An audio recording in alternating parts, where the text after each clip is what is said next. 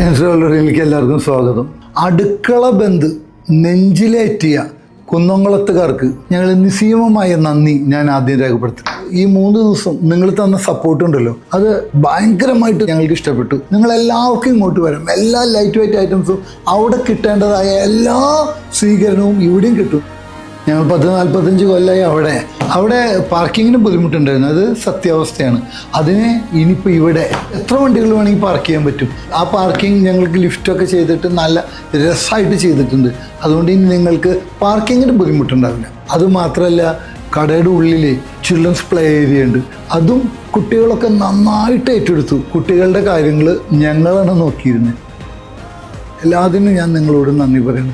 എൻ്റെയും എൻ്റെ കുടുംബത്തിൻ്റെയും ഈ റോയലിൻ്റെ എല്ലാ സ്റ്റാഫുകളുടെ പേരിലും നിങ്ങളോട് ഞാൻ വളരെയധികം കടപ്പെട്ടിരിക്കുന്നു.